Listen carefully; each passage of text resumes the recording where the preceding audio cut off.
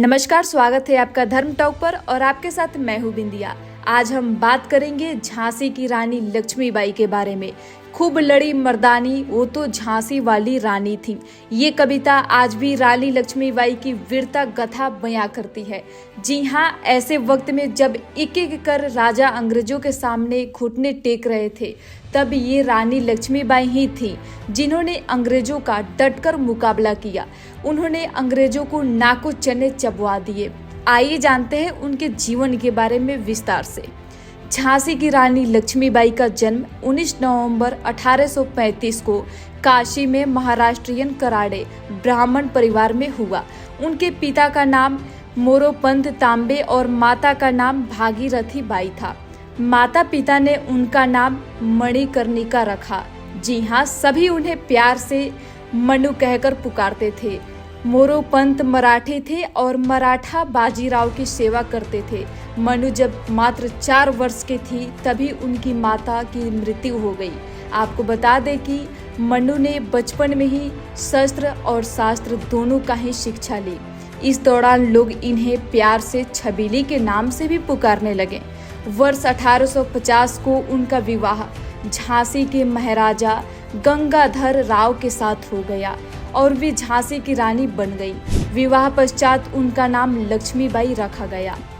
वर्ष 1851 में लक्ष्मीबाई ने एक पुत्र को जन्म दिया, पर 4 माह पश्चात ही उसकी मृत्यु हो गई।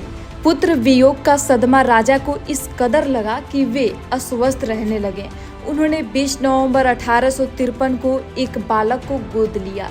इस दत्तक पुत्र का नाम दामोदर राव रखा गया। 21 नवंबर 1853 को राजा गंगाधर राव का निधन हो गया। झांसी को शोक में डूबा देखकर अंग्रेजों ने कुटिल चाल चल रही और झांसी पर चढ़ाई कर दी। रानी ने भी ईंट का जवाब पत्थर से दिया और उन्हें वर्ष 1854 में अंग्रेजों को साफ कह दिया, मैं झांसी नहीं दूंगी। सदर बाजार स्थित स्टार बागियों के समक्ष आत्मसमर्पण कर दिया। इसी दिन झोकन बाग में बागियों ने 61 अंग्रेजों को मौत के घाट उतारा। 12 जून 1857 में महारानी ने एक बार फिर झांसी राज्य का प्रशासन संभाला, जो उनके पास 4 जून 1858 तक रहा। युद्ध जब चरम पर पहुंचा तब रानी दत्तक पुत्र को पीठ पर बांधे और घोड़े की लगाम मुंह में दबाए किले के ऊपर से कूदकर दुश्मनों से निर्भीकता पूर्वक युद्ध करने लगी। अपने सलाहकारों की सलाह से 3 अप्रैल 1858 को रानी आधी रात के समय 4 से 5 घुड़सवारों के साथ कालपी की ओर रवाना हुई।